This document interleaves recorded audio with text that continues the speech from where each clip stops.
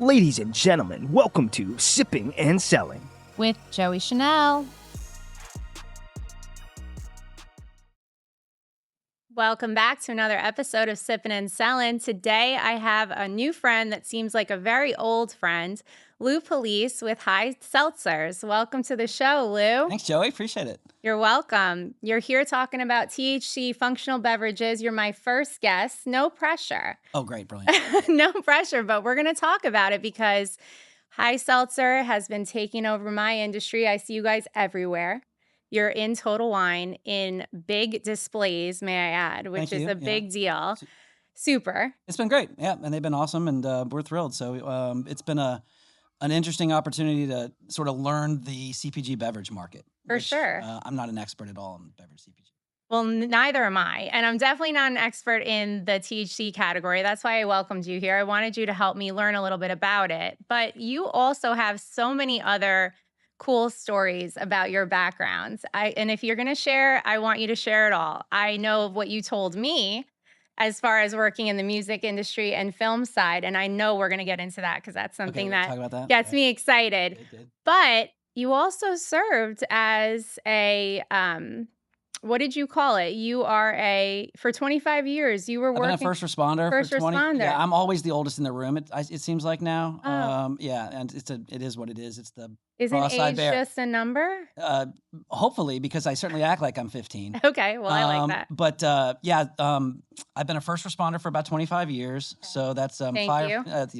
It's been a pleasure, but it's firefighting and EMT and high angle rescue, which is the people that go upside down on the ropes. Wow. And I fly airplanes for search and rescue, civil air patrol, things like that.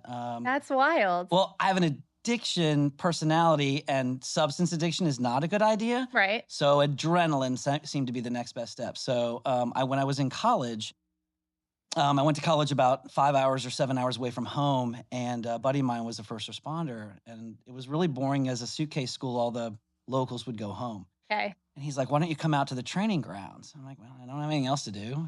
So I did. And they put what they call turnout gear, firefighter gear on me, and they put a pack on my back and a mask, and they sent me into a building that was on fire, a controlled burn.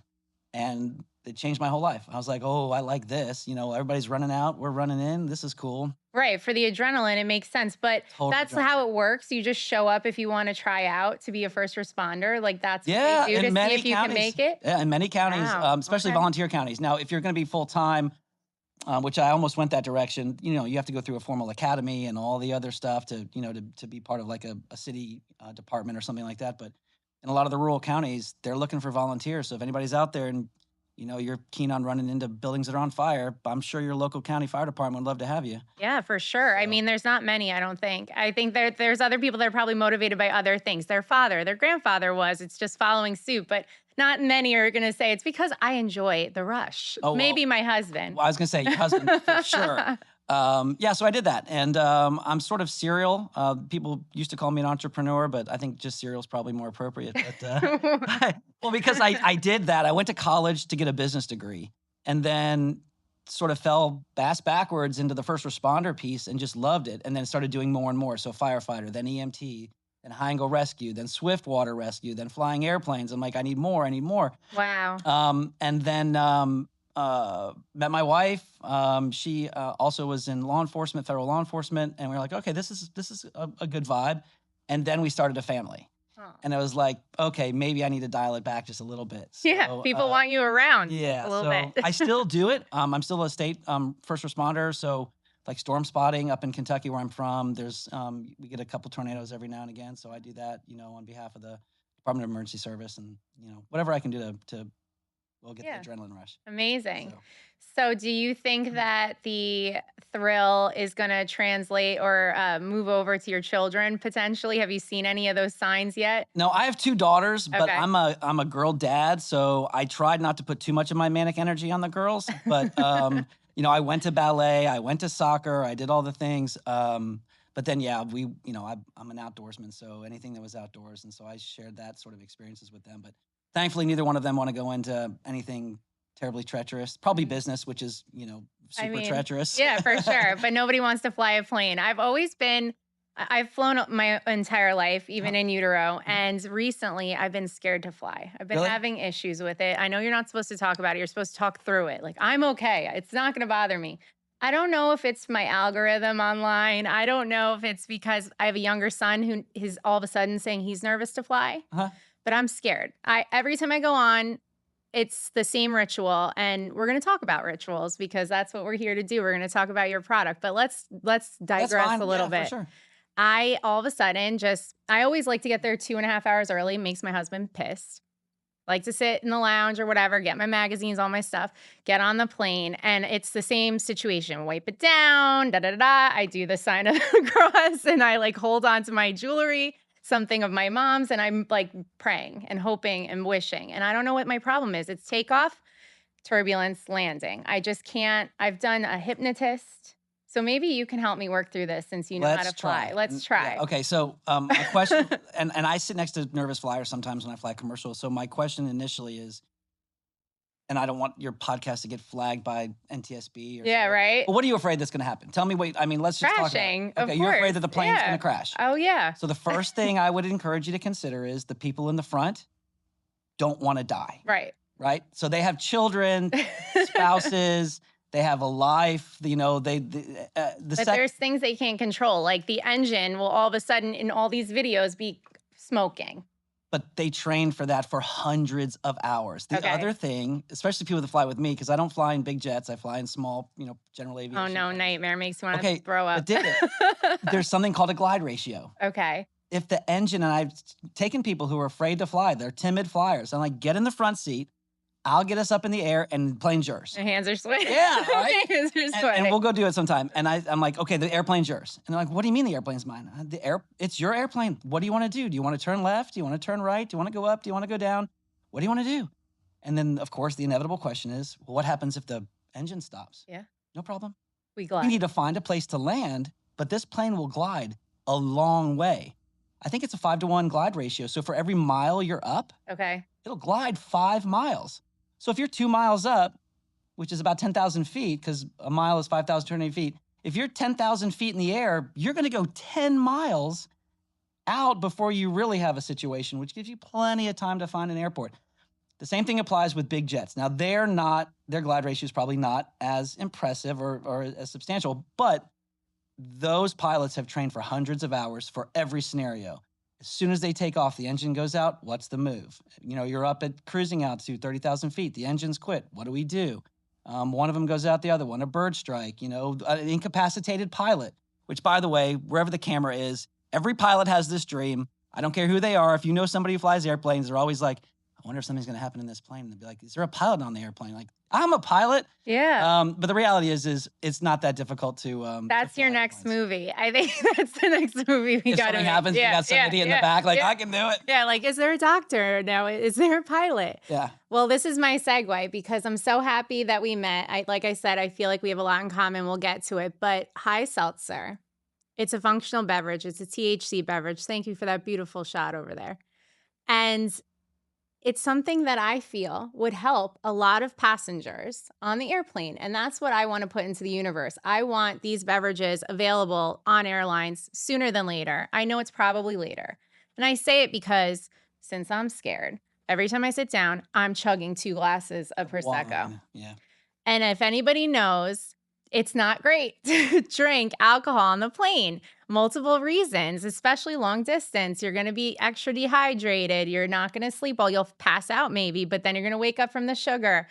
It would be great to be able to have an alternative for people that are like me, who are nervous flyers, that still need the ritual or something to do to feel like take my mind off of it other than just music or a potential podcast. And I'm hopeful that years from now, hopefully sooner than later, that we have that alternative for people that are sober curious and people that are not drinking alcohol anymore, like yourself. And that's what I want to put in the universe for this episode. Thanks. I'm hopeful that happens selfishly. Well, and I would submit, and you're right. And I know this is Sippin and Selling. And one of the things that when we talk to new retailers, like, you know, our partners with Total Wine and ABC here in Florida and grocery stores around the country and private, you know, retailers and things like that, is we're not here to replace alcohol. Mhm. Okay. But there is evidence, there is data to substantiate that probably 15, maybe upwards of 20% of the adult population is seeking an alternative. And what we suggest is, can we just be that for those people? You know, if 2 out of 10 people are looking for something that's a functional adult beverage and they don't want alcohol, can we just be that for those, you know, that 15 or 20%? As it relates to travel and retail and hospitality, I think you're going to see a significant increase in the availability. We've been doing pilots with major hotel chains, which should probably remain nameless for now. Okay. We've talked with transportation groups. Obviously, just like anything else, there are certain rules when it comes to like being a boat captain or being an airline pilot. You can't have certain products, but as a passenger, you know, I'm personally not familiar with any situation or circumstance that involved an aggressive passenger that had a little bit of THC. Right. You know, alcohol and other illicits, you know, there's those types of things. And so what it becomes a matter of is, how do you find the right mix of, you know, dosing? So how many milligrams in a particular serving? And then also educate the consumer. And one of the things I really enjoy, Joey, is being able to talk to consumers, because even though this is not new to me, it's slightly new to you and others. The reality is, this is new to a lot of people. Yeah, you know, for sure. Prohibition's been going on for a long, long time, and we still have people, you know, in their 50s and 60s, even early 40s, are like, wait, is this legal?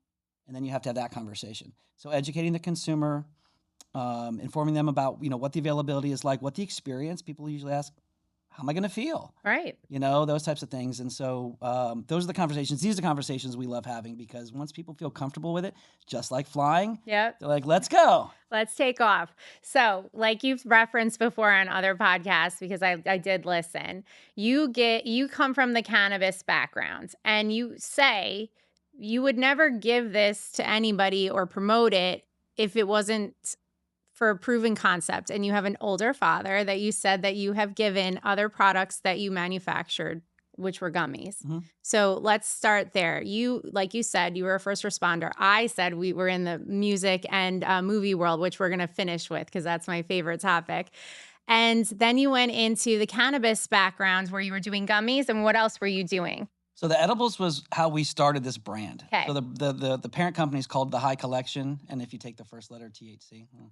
No, I love it. We love acronyms in the industry, and that's so clever. So we started the Hi Collection, and we did edibles. And the goal was to determine, one of the things that's really important for your viewers and your listeners is, this is all hemp derived. Right. Okay, so it's federally legal pursuant to the Federal Farm Bill and the language that's now appropriated so far that allows hemp derived cannabinoids to be offered either medicinally, as like, or not medicinally, but you know, like nutraceutical types of things like CBD. Okay.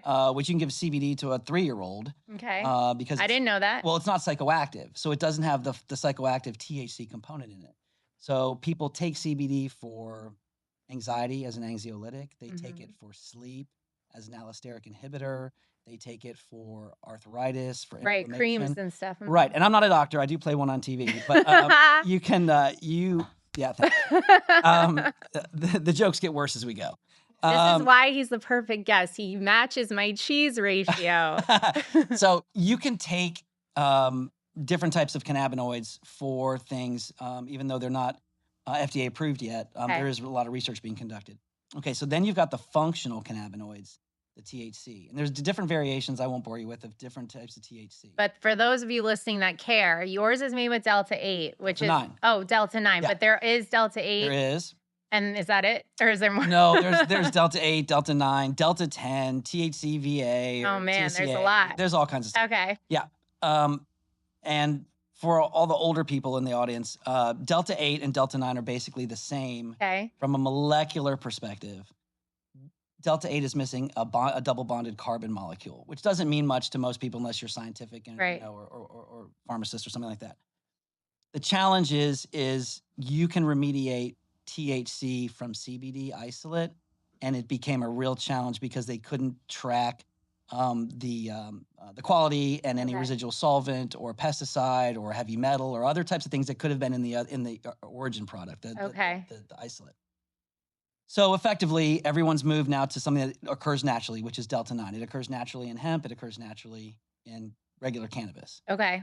And so our product is hemp-derived Delta-9 THC, federally legal. Right. So we can put it in edibles, which is where we started, and then we started putting it in the drink.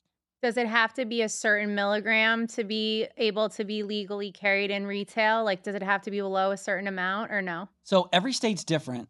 The federal law articulates that you can't have more than 0.3% THC by dry weight. But then we get into all kinds of different formulas and variations and things like that that will Okay. absolutely bore your audience.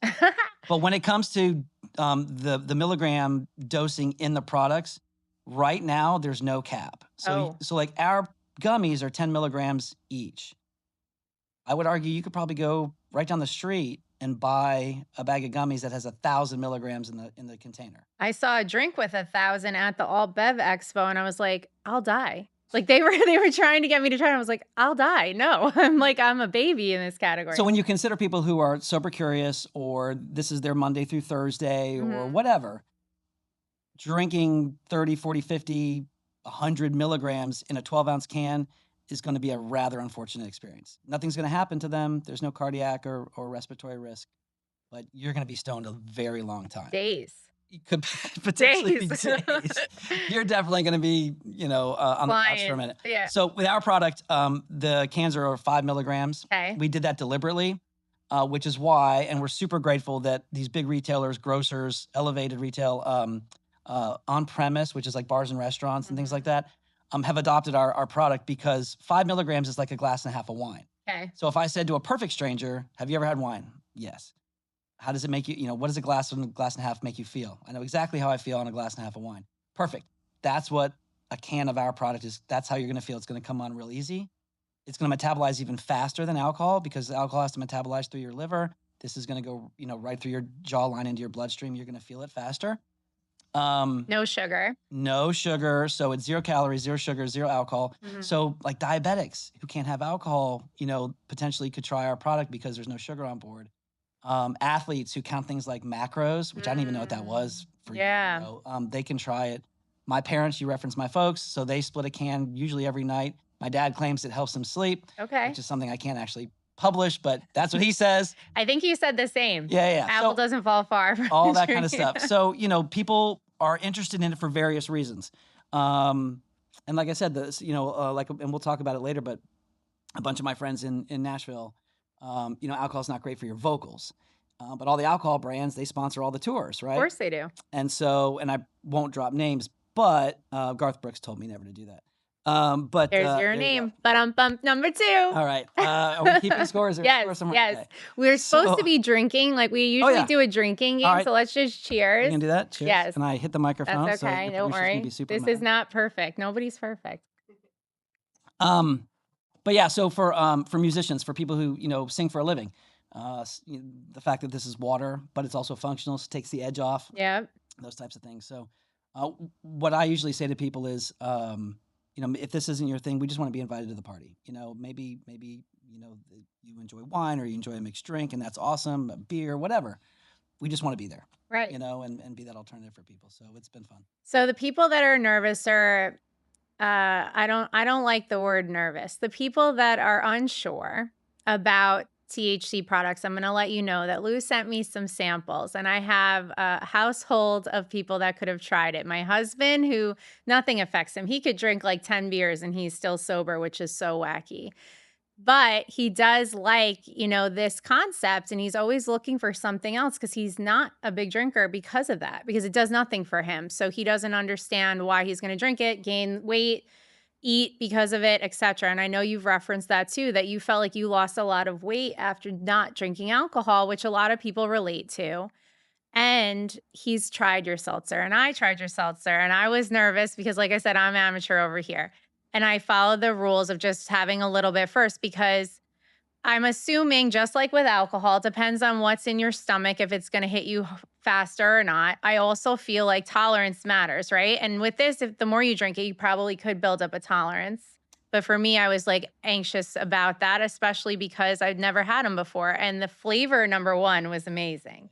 And I know that you said that you use real fruit to flavor it, which most people don't. They go to flavor labs, flavor houses, whatever. And that's number one, very cool in the concept. And people care about what's going in their bodies, especially lately. So that was great that you guys did that. And I had a half a glass and I had the best sleep of my life. So I'll be Nice. the third person to say Yeah. that. I went right to sleep very happy. And then my third person who tried it is my girlfriend Jen, and she's been sober for 7 years. And that she's my go-to for anything like this. For sure. And she's had some bad trips on some of the brands, and it's because of the different ingredients, and it's also because of the milligrams being very high. Right. You were the first low THC milligram that she tried, and she was just like, "This is the best." Like, she was so happy and felt so included. Thanks, Jen. Yeah, Jen. So it was delicious, and we all enjoyed it. And I'm happy to get the word out there because, like I was saying, I was nervous. I didn't know how it was going to affect me, but no hangovers. What everybody wants, especially my age now. Like, I'm 40 now, so hangovers suck worse. And I'm a mom, you're a dad. Like, you don't want to feel like that. You don't want to be shitty in the morning. Well, and I would also submit, and I've got 2 girls in college, and the trend of going out and getting, blackout drunk, that's long gone. That I'd be surprised if that ever came back. And there's just too many dangers out there, and so this younger generation is looking for something like, look, I still want to unwind and be social and hang out with my friends. What other options are there? And this, could be one for people like, for you, for me, for Jen. And I'm glad that you brought it up because one of the things that I think is really unique about our brand, and there are a lot of really quality brands. I want to say that. I advocate on behalf of my competitors. People are like, well, I like something that's a little flavor forward, a little bit more sugar. Because Okay. we don't have sugar. Okay. And I know all the brands, and we know most of the owners, and we know how they make their products and stuff. So I'll advocate for them because what's the old adage about, the high tide rises all ships. Yeah, of course. On the contrast, there are some really less than savory brands that are looking for the low hanging fruit and the quick buck. And I think in a matter of time, I call those weekend brands. Those weekend brands will go away. Mm-hmm. But this was so new and generally unregulated, right? Because when the Farm Bill passed, they allowed for all the cannabinoids from a hemp plant to be put into different types of products, whether it's a CBD product or it's a drink or an edible or something like that. But there wasn't a lot of guardrails. There wasn't a lot of restriction. There wasn't a lot of oversight or enforcement and stuff like that. That's changing. Like as we speak right now, those rules are changing. Those guardrails are being put into place, which we have been advocating for since the beginning. Because when we started the brand, and I may have shared with you when we talked, having toured a bunch, a lot, sleeping on a bus in a coffin effectively. The booze is free, but then the hours are so manic, you need to sleep. And so then I see a doctor, I get a prescription for a sleep aid, and now you've got a sleep aid and you have alcohol. Yeah, not a good combination. mix. No. Right. So when I came off the road, somebody introduced me to CBD and then THC with CBD and CBN and CBG and so on and so forth. And I realized, okay, if we're going to do this, we have to approach it from a scientific perspective. Because if you have the trust of the consumer, they'll advocate for you. They'll talk about it. They'll share it with their friends, their family, their girlfriends, all that kind of thing. So we started with science. Okay. Then we moved into education. Like, how do we educate the consumer? So we have like a PharmD in our office. Okay. He's a doctor in our office, handles regulatory compliance, quality, all those types of things. So if he's not going to put something on the packaging or on the labeling or on the marketing that's a medical claim, but he'll help us articulate the message to the extent that I can share with somebody. They're like, hey, I'm on an antidepressant. Can I drink your product? Or I'm on high blood pressure medicine. Can I drink your product? Or, I take a sleeping medication. What's going to happen? Can I mix it with alcohol? We can answer all those questions in a way that substantiates the science behind what we know already. Then we wrapped a brand around it. Right. Where some people, they're like, hey, I got a great idea for a brand. Let's figure out what to put in it. And then you throw all kinds of stuff in the can and you hope that people will buy it. And we kind of went a different way. That's great. But that's what happens with brands. Excuse me. With brands that last, right? Because they learn from others' mistakes. It doesn't matter if you're not the first one. You have a thoughtfulness behind it, which is important. And the message is delivered in the right and caring manner, which is great. And I think that has to do with your background, right? Because you said that you were helping a lot of people that come from your background. And it was an event that you just did at Daytona with someone. You want to talk Name about him. that? Okay. Yeah, I think So, so. again, it feels like I've lived a bunch of lifetimes, and I'm super grateful. But I've done some stuff with special forces, and so through some mutual friends, and that was during college as well. During or around that same time, I was introduced to a guy that the guy that is known for killing Osama bin Laden. His name's Rob O'Neill. So, former Team 6 operator, Red Squad.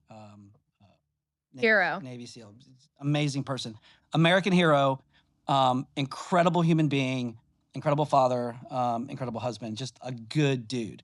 And I'm one of those people just like you that I kind of go on my feels. Like I'll know pretty much right Yeah. away my spidey senses if somebody's off. I'm usually the person that's off. And so I got No. connected to Rob and just like you, we hit it off. And I told him about the brand. He was sober at the time, where he was like, "Look, man, I'm done with alcohol. My team members, my buddies, they're done with booze. I like this. This is an interesting option." So I sent him a bunch of stuff, and I just left him alone. Right, just here you go, try it. Yeah. Hit me back. And sure enough, he was like, "I dig it. My buddies dig it. My wife digs it. Our friends love it. What's the move?" And so then I went on to tell him a story about someone that he and I both know who is a Marine Force Recon guy. And so Force Recon for Marines is very similar to SEAL teams, very similar to Army Rangers and Delta operators and things like that. It's a very specific group of highly trained individuals. And this particular Force Recon guy had like at least 2, maybe 3 deployments to Afghanistan, right? Wow. And was blown up 3 times.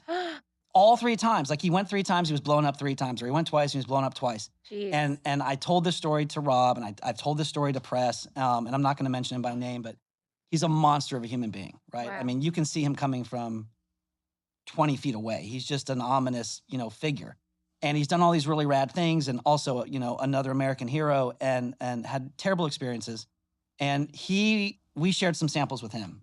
In fact, we shared samples with him before they even had labels on them. Wow. He had run a bunch of cans and got to talking, and he was like, "Yeah, I can't sleep. I haven't been to my kid's soccer game. I haven't come back." And that's the same theme from a lot of these veterans. I haven't come back. I'm not I'm back. sure they all have PTSD and Yeah. all that too. And so we shared it with him, and there's a longer story, but effectively it turned him around. And I saw him one day, and I told Rob this story. I said, "I saw so-and-so, he was coming at me." I said, "You can see it. I don't care where you're looking. You see this human being coming at you in your peripheral." And he grabbed me, and you could feel the emotion, right? And he was like, and he told me the story about, the effect that it had and some of the other things. And I told Rob the story, and, Rob's a very smart individual. You don't become a Navy SEAL, No. they don't just pick people off the street. And to his credit, he went and, checked me out, right? You got to. This guy, he says all the right things. He's full of shit. So, and I hope you're watching. Yeah. And he checked me out, and everything I told him was true. And he actually knew that person. He knew that Force Recon Marine. Wow. And he was like, "I know this cat." And he said, "Everything you told me was true." He said, "Now what's the move?" I said, "I want to give away hundreds of thousands, if not millions of cans. I want to give them away." And he was like, "What does that look like?" I have chills And I said, everywhere. "Well, we create a foundation. You become our veteran advocate.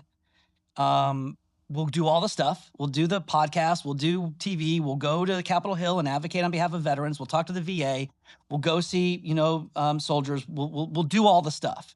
And I said, and we show these individuals that it doesn't have to be pills. It doesn't have to be booze. It certainly doesn't have to be, that final solution. Let's be an alternative for somebody, whatever that is. If we can just be that for just 1 or 2, or, God willing. Change their life. Right.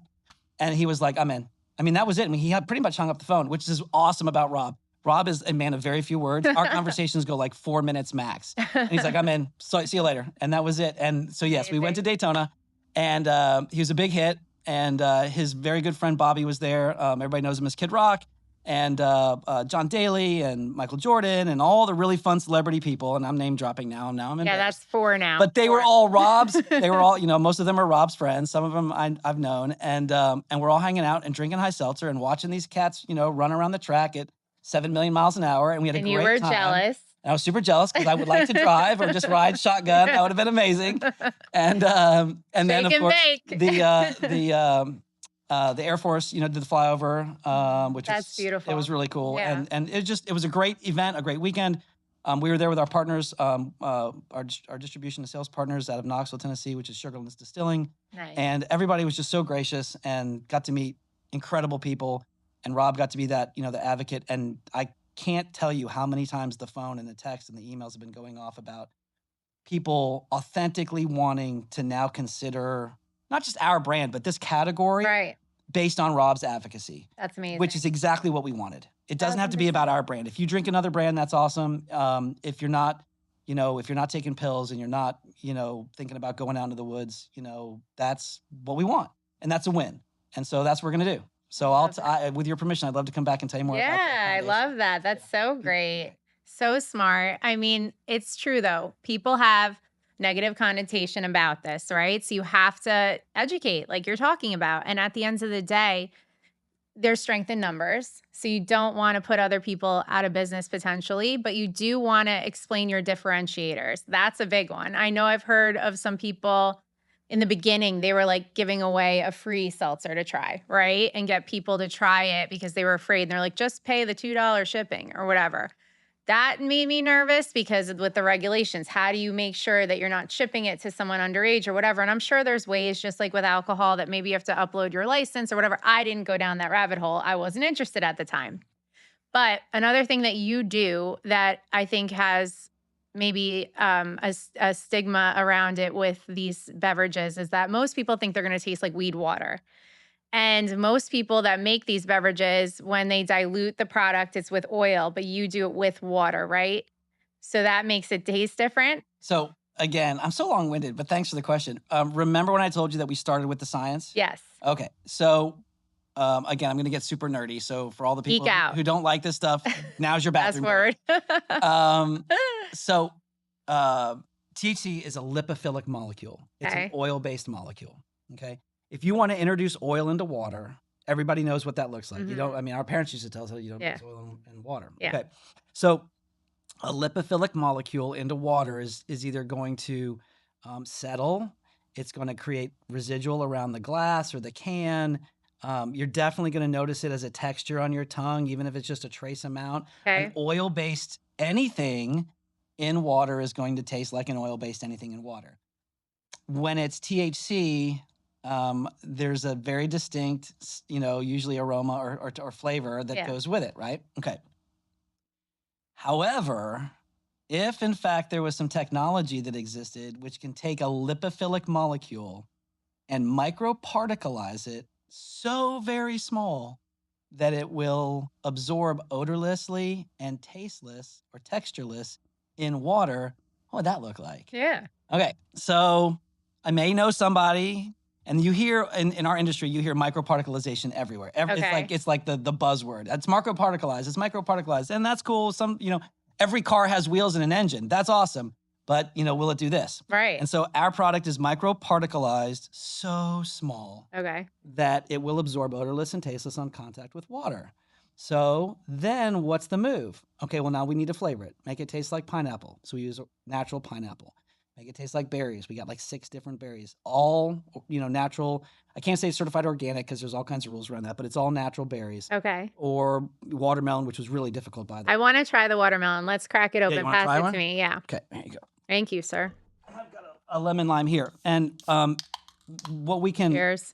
Cheers, thank you. You're welcome. And one of the things that our customers have seen, especially when they go and do tastings and things like that or bring them home is... And I tell people, do this, pour it in a glass. Give it a second for the bubbles because there's lots of bubbles. And you can generally read a book through the glass. It's crystal clear. Because we don't add juices, we don't add sugars, we don't add coloring or dyes or anything else. It's just 3 ingredients, that base THC, water, and the natural flavor. And then we pasteurize. So we don't put antimicrobials or anything like that. There'll be a little citric acid or a little malic acid, and that just helps with the balance. But citric and malic occur naturally, just like in oranges and all kinds of fruit. So it just balances this, the acidity in the can. But other than that, that's all that's in it. And so people are generally surprised, like, wait, this is just water and lemons and limes and a little THC? And I'm like, yeah. Well, what else is in it? That's it. But how do you sweeten it? The lemons and the limes, because it doesn't taste funky from the get. So I don't have to mask it. we just put lemon and lime in it. No, it tastes delicious. I was saying I was upset I didn't get to try the watermelon. You brought it for me, and it's so good. I love watermelon anything. And watermelon is really tough to formulate, which I can, because it's a very unique fruit. But we don't, there's no sugar or anything like that. So if you're a flavor forward consumer, you like all the sugar and all the sweet and all the stuff and the calories and so on, we're probably not your brand. But if you're into something that is functional and clean and basically you're just hydrating and, after a can, you're feeling pretty chill. I'm not so stressed out about the soccer, the day, the this, the that, the house, the car, the job. So maybe we'll be that for somebody. I love that. So I had touched on something that you guys have on your website, your rituals, and we were talking about rituals in the beginning. So most people like to drink a beverage, some at lunch at a meeting like my father, but usually it's after the soccer or at the end of the day after work. The question that I had some friends want me to ask you was, how do you go about if you're going to have a THC beverage? Like, what's the rules with driving? Because you're saying it's about a glass and a half of wine, right? Some people will choose to drive on that. Some people will not. Most shouldn't, right? So if you have like a half a can, are you allowed to get in the car and drive? So it's a great question. It's a common question. Okay. On the can, it even says, don't operate heavy equipment, don't drive, all those types of things. If you're pregnant or expected to be, and all those disclaimers. Right. The reality is there's not enough to substantiate how much THC, because everyone's metabolism is different. Okay. So the official position is don't consume THC and drive. Okay. Don't consume alcohol and drive. Perfect. Don't consume, even prescription sleep aids and drive. Right. But again, if you had one can of this, of our brand at 5 milligrams, because there's only 5 mgs in the can,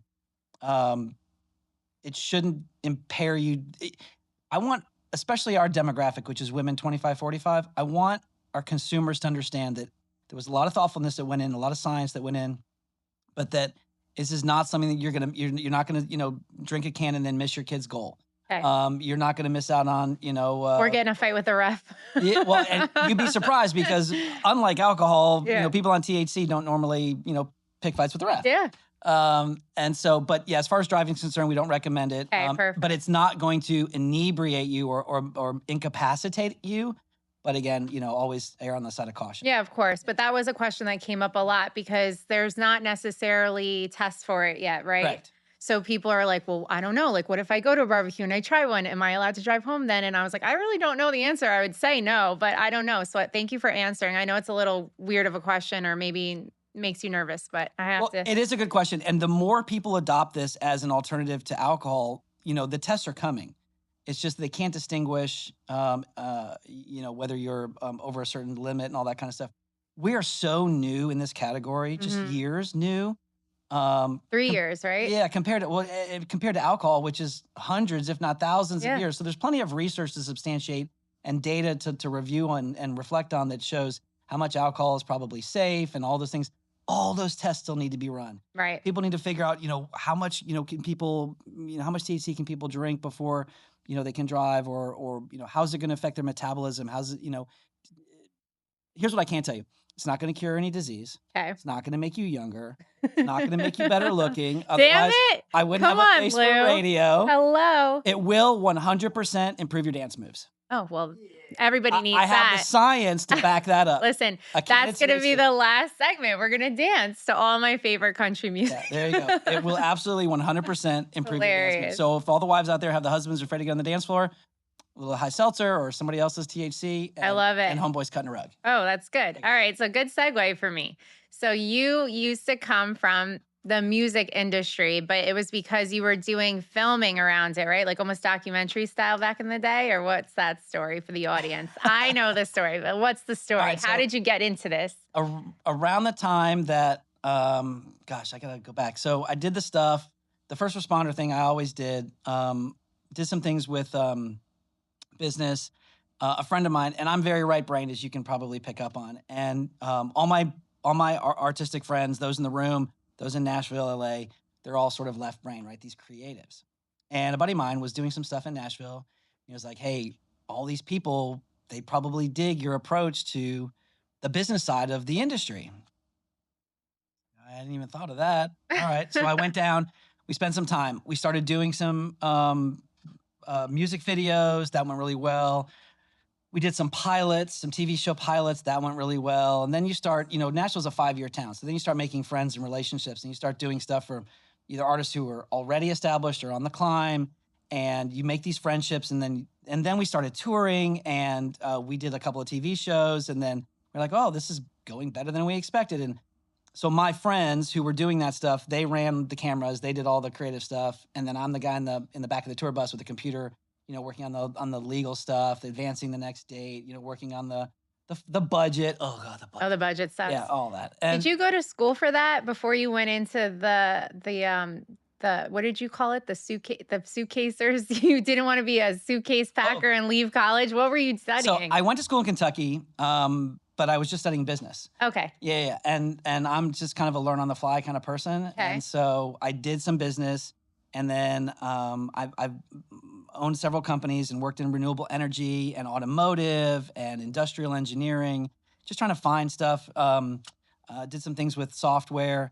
And yeah, I just like a challenge. So if somebody's like, I can't figure out how to do it, or I'm the guy that'll see something and be like, I could do this I differently. can do this better. Better, yeah. Except for this podcast situation you've got going. I don't think I could do any better than what I've seen here. So congratulations. Thank this is you, Lou. absolutely incredible what You're you guys so have done sweet. here. Thank So you. yeah, so somebody was like, hey, can you come down and see if you can retool this? And then went down, had a blast, meet all the people, do all the things. I'm spoiled because now I won't go to shows if I'm not behind the scenes. If I don't go through the back door. Blue, you're so spoiled. But I was trying to tell you that I love music. We have that love affair together, and that was because my mom took me to shows since I was 5. My first concert was Janet Jackson, the Control Tour, and it was amazing. And we were in the first row, and I was spoiled also. But then through the years, of course, even in college, I would go to like the local college, whatever, whoever they had, like Gym Class Heroes came to my college, Maroon 5 came to the sister college, and we watched them in like the parking lot. I've done it all like that too. But of course, once you are sitting or standing like me so close, you're like, oh my God, this is the best. I don't want to sit in the nosebleeds anymore. But I've never been invited backstage like that. I just recently was with my producer, Ben, and we made friends with Ja Rule, and he and his team invited us to like the side entrance, and we were watching the stage like performance from inside the barriers, and it was like a sea of people that was like a festival type. Yeah. I've never done a festival. That scares me. Not like flying, but festivals, they make me nervous because it's so many people, so many variables, so many people trying to get closer, and that's a little nerve-wracking. But what are some of your favorite bands that you've toured with or followed or went as So a for the patron? record, you're asking me to drop names. Yes. Yeah. I just want to make sure that this is not going to go now on the board. the game has started, so now we have to finish it. Well, and when you and I first met, we started talking, and you were telling me about all your experiences with music. What was really fun and super rewarding, fulfilling for me at the time was when we were out with all these acts, and we show up in a different town, is, finding somebody like you. Like, we'd come down here with so-and-so, and there'd be a show in Miami, and I just, ring up my friend Joey and be like, hey, can you be here in 6 hours? And I can be there in 1 hour. Yeah. And come and hang out, the whole 9 yards. But through our relationships, we've been out with a lot of people, pretty much anybody in Nashville that, that has been there for a minute. There's some new artists, some new acts that I don't know, but we've done all the things. We had the pleasure of working with every major label. Nice. Pretty much every publisher. I would submit to you that probably the most fun I think I've ever had was at Kiss. Oh. And I'm in my early 50s, and I never saw Kiss live. Oh, okay. And I have the actual albums. I've got the vinyl, right? Nice. And I'd never seen them live. And a very good friend of mine called Drew worked for Doc McGee. And Doc has an office, or had an office in Nashville, and is obviously working with all the acts and the artists. And I'm a kid of the 80s, so all the rock bands, all the hair metal bands, that's my vibe. Your That's my go-to. thing. Yeah. From I can relate. Poison to the Crew to Rat, everybody.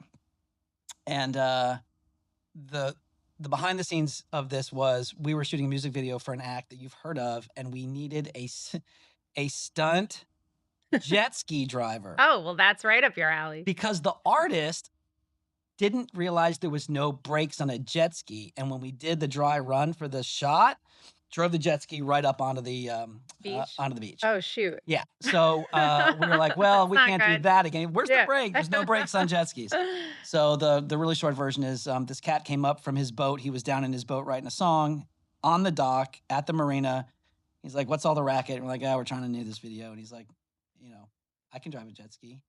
And then the long story short is, turns out he was docs number 2, and we hung out and we started doing stuff, and then this, that, and the other. And Kiss was pretty remarkable. That's amazing. I used to watch Gene Simmons' reality show. I love a good reality show, but that's really fun.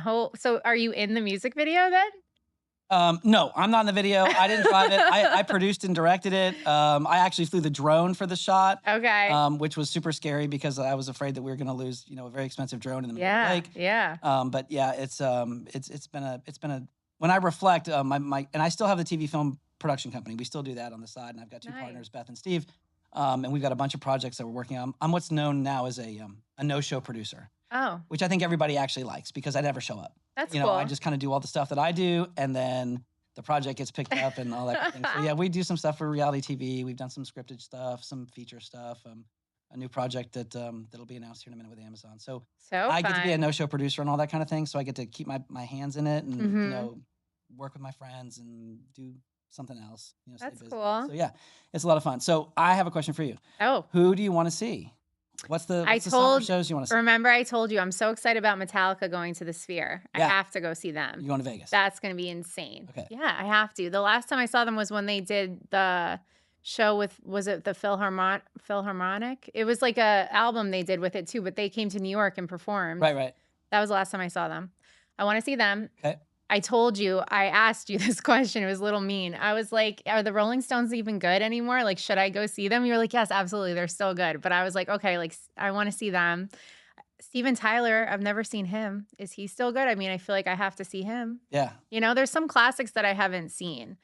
I have seen a lot of the, I guess they're younger versions of what we like the 70s, not hair bands, but like I've seen like the Doobie Brothers and all of those that were my mom's favorite. And they're coming back around again. Nice. Yeah. But I mean, on the horizon, I told you I'm going to go see Russell. Mm-hmm. And then I'm off topic, but my producer laughs at me about it. I'm going to go see Cardi B. Good. I love her. Yeah. She's hilarious. So I'm going to go see her with a friend. And then I'm flying to Puerto Rico for my birthday to go see my favorites, to go see Maroon 5.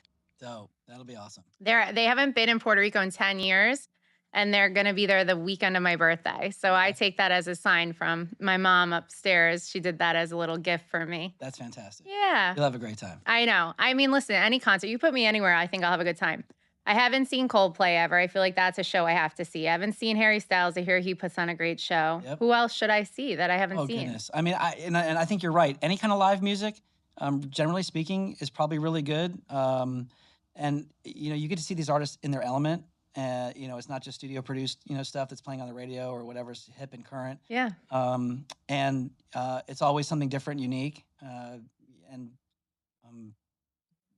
just take it all in. I mean, I know. I want to go see Chris Stapleton and cry. Yeah. He'll make me cry. Fantastic. I want to see him. He's coming back to Florida, I believe. I mean, that's another one I haven't seen. I've tried to buy tickets and then it didn't work out and I had to sell the tickets. One of those. Well, and Stapleton's a lot like some of these artists, like Ed Sheeran. That you can just put him on stage with like a microphone and a loop, and he'll go to town for an hour and a half, and you just be stunned, blown away, and you'll never see that exact same show again. Crazy. And Stapleton's one of those guys. He doesn't need. I mean, he's got a great rhythm section. He's got all the things around him, but he doesn't need it. He can tell a story. He can sit there with just an acoustic guitar, and you'll be fascinated for 2 hours. That voice, it goes through you. What are your top 3 shows you've seen? Will you share? Like live, like as shows? A guest, yeah. Gosh, I've seen a bunch. I think everybody's generally different. I will tell you, Kiss was something like I'd never seen before. Okay. Having the access obviously was super helpful because you can get all the different perspectives. Like on the stage, I was on the side stage, Crazy. And then down in the front, and so on and so forth. And I really like watching people. I'm a people watcher. Okay. How many were dressed up like them? There was a lot. The cool thing was there were generations. Like there was a grandfather and then a father and then a son. Oh. And they're all wearing Kiss gear. And have the star face. And and the whole thing. And so they all got to experience the music. That was great. Who Hootie and the Blowfish. So I've been a fan of Hootie for a long time, and I'm Isn't gonna he get down here? Darius. Darius, right? He stays in. I think he keeps a place in Charleston and also Okay. in Nashville. But Mark Bryan, who's also he and Darius started Hootie and the Blowfish. Okay. You should have them on and have them tell you the story Oh, of how I they would came up love with from your Hootie, lips to God's ears. Hootie and the Blowfish. It is nothing like you would. I've known Mark a while, and he's a great dude, and he's actually part of our company. And they were so Nice. kind. They took us out on tour 2 years ago with them for the entire summer run, which I got to ride with Mark and Amazing. see the show and take people to the show and share Hi Seltzer with them. And So fun. one of my buddies, who I'm still friends with now, he said I learned how to play guitar after listening to Hootie and the Blowfish back in the 90s. And so I told Mark, and he's like, bring him to sound check, bring him over. And I he goes, love that. so I did, and I grabbed him. Aw. He didn't even know, and I was like, hey, come with me. And he's like, where are we going? I said, you're being thrown out. And I took him around back and downstairs, and Mark was in there tuning, and they just sat there, and I left, and they just played guitar for like 15 minutes together. And he's like, his wife was like, pretty much the best night of his whole life. I'm like, oh, see, and that's really great. I love being able to do that Yeah. for people. Anyway, and so the guys at Hootie, they put on it's quite literally like they just came out of Charleston or just off the beach. I mean, they're amazing performers. They all get along great. The music is incredible. The audience is singing. So you're there reliving, listening to all these people sing. Yeah. Gosh. I know I put you on the spot, and you probably don't want to offend people. If you need to make a longer list, go for it. They're all fantastic. Everybody that we've been out on the road with has been, super gracious. Carrie puts on a great show. Nice. She is like beautiful outfits. She likes the sparkle like me. Yeah, she is. You guys would be fast friends. You and her and Jenny would be fast. I'd be out, right? Yeah. Bye. And she puts on an incredible show, and she's an incredible human being. Nice. So she's not what people would think. I mean, she's just a great human being, and puts on an incredible show, and you could pick up on it right away. Yeah. She's there in the moment. So that's what makes it worth it as a fan, because it sucks even on the sports end or whatever. Like I hate that when I take my son to go to sporting events and like he wants to get an autograph. The worst for me is if someone walks past him and his cute little face and voice, it makes me like violent. But like I hate that too as a fan, right? Like if you have a hero in your mind and you potentially wait to go meet them before or after stage, you don't have to be creepy and like follow the bus and stuff. Just if you run into them, even if you're walking in the streets and you see them in Nashville, how cool. Yeah. It sucks when they don't want to like engage with a fan. And I hate hearing stories about people like that because it's like, why? But there are reasons for everything, of course. Like nobody's perfect, but that's so nice to hear that like Carrie's great because she comes across that way. Like you've seen her grow up on TV. She could be super jaded. She could be super like negative when she's out there. Like everybody wants something from me. And that's true, but she doesn't convey that, either in public or sometimes in private. And we haven't hung out that much, but she's super gracious, very genuine, and it's really, yeah. And I would also add to what you just said is the stories that you hear about, whether it's artists or athletes and stuff that are a little less than friendly, I think they're the 1%ers. Yeah. I think 99% of, people in the public are just great people. Yep. And they understand that, yeah, it's my talent, it's my athletic ability, it's my music that started this, but it's the fans that keep me going. And that's why you can go back and see Metallica. Yeah. Years later. 250 years later, is because their music's great, their people are great. And I love what they do with their fans. They had a young fan a couple years ago. Did you see that go viral where it was like a mom with her young son? He had to be 6 or 7 and he drums and he would like do videos doing songs from Metallica, and somehow someone on their team saw him in the audience, or maybe there was talk before, like with something like what you're talking about, and they brought him on stage. I have chills just talking about it, and got to play, and I just, I love. I really like those videos. I'm not sure if I like the ones that are like really great or the ones that are less tragic. Linkin Park does it. Foo does it. There's a bunch of them. I haven't seen Foo Fighters. I would love to see Foo Fighters. There's a lot of songs of, from them that I love, and that would be a really good show, I think. And they brought up what's his name's son to play the drums. Oh, yeah. Why can't I think of his name? Sean is the son's name? Yeah. Hawkins. Yeah. Is it Tyler? Yeah, Tyler was the dad. Yeah. Sean is the son. Yeah. All right, good. I got it. Jesus. I didn't even drink that much Hi Seltzer. I'd love to share a quick Foo story before we have to go. So when we were doing a project, we were working with one of their producers. His first name's Tom, and they were getting ready to shoot Brazil, and they're like, "Come with us." And so it was myself and my business partner, another guy, and we were like, "Wait, come with you? Yeah. Like, can we come on the jet?" And he looked at me and he's like, "No." He's like, "Find your way to Brazil. I'll have everything ready for you. Bring your cameras, do the stuff. Come to Brazil. It'll be, I'll be there and all that kind of stuff." And I regret that we didn't go borrow, beg, steal the money to go to Brazil, because if you go back and watch it on YouTube, I mean, there were like 7 million people there. It was, I still, as a regret to this day, can't believe I didn't accept the invitation to go to Brazil with Foo Fighters, not on the jet, and be there for that event, because I still go back and watch it. Like, I can't, just like an ocean of people all singing their songs back. And I'm just a big fan. I think they do really good stuff. They do great stuff. I still listen. They did Everlong on Howard Stern years ago when I was in like college, and I downloaded on Napster, and I like have it still on my music, on my Apple Music now, but back then like my iPod. And I would just listen to them singing it acoustic live in his studio. And it was just like chills. Like, I just love, that's what I love about music. Yeah. It's a feeling. And like I said, I'm referencing all over the place. My dad got me hooked on Frank Sinatra. I'm going to see Cardi B. I love everything in between. I got some, death metal. I know you love that. My husband too. He has a lot of like music that like, there's some of it that works when I'm working out. I dragged a friend of mine out of Rush. We were side stage at Rush. And I dragged my buddy, who is a massive Rush fan. We stayed for probably 3/4 of the show. And Neil Peart, the drummer, and he plays drums just like your producer, and we were side stage. I mean, we were right there. I mean, you could have just like thrown a ping pong ball and hit him. I'm like, "We got to go." He's like, "What?" I go, "We're going to another show."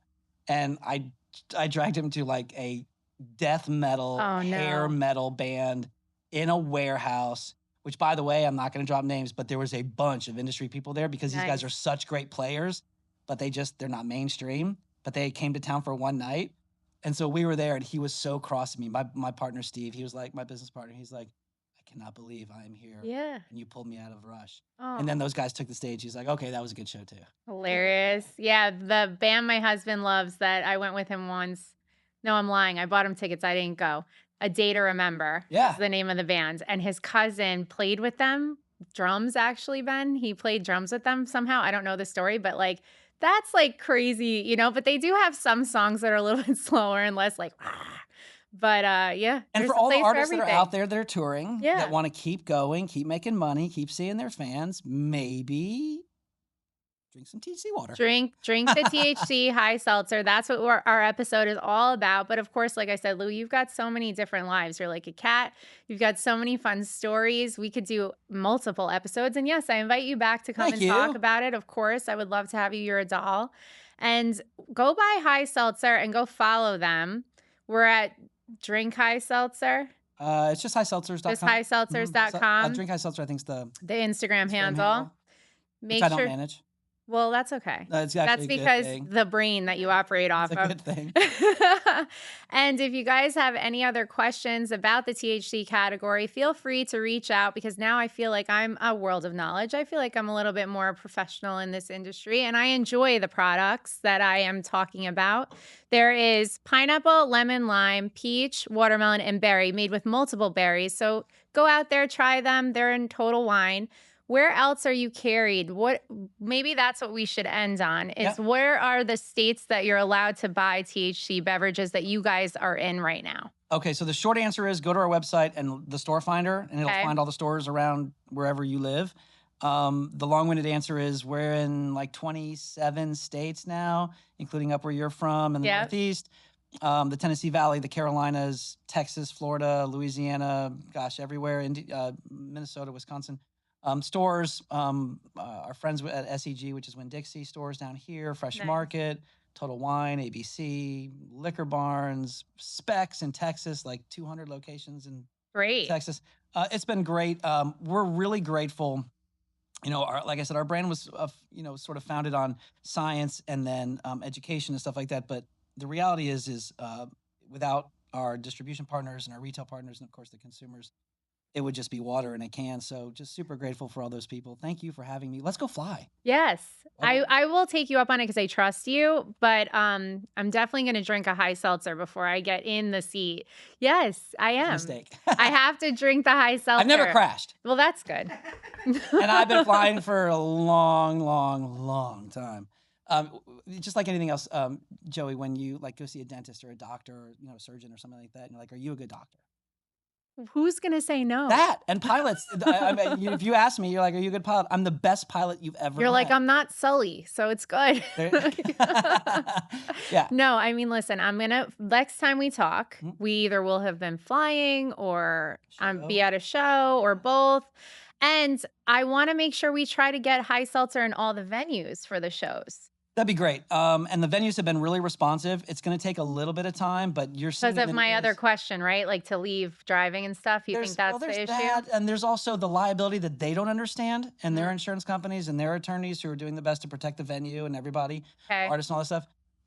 But it's coming. Like I said, coming, we're 3 or right? 4 years in. Imagine in 10 years, THC-infused beverages will be, God willing, everywhere, and then there won't be the stigma and the fear and the intimidation, all that kind of stuff. Good. I can't wait for those days and for me to be able to fly and drink a Hi Seltzer on my flight. Not scared. All thanks to you, Lou. Thanks for having me. Yeah, I'm so happy you came. I knew this was going to be so fun. You're a Hopefully- doll. Thank you. Thank you for driving like 4 hours to come here and That was a see great me. drive. Although we'll talk about next time why the Everglades on fire. Somebody go look that up. Fires everywhere. They were everywhere. Yeah, and it's raining today. It shouldn't be that way. Well, guys, we're doing so many things. We can only take care of so much at one time, I understand. right? Yep, that's right. But for those of you that do want to run into the fires, Lou told you about it. Go become a first responder and help us put them out. All right? All right. Well, cheers, Lou, to you. Joey, thank you. Thank you for being on Amazing. Sippin and Selling. Cheers.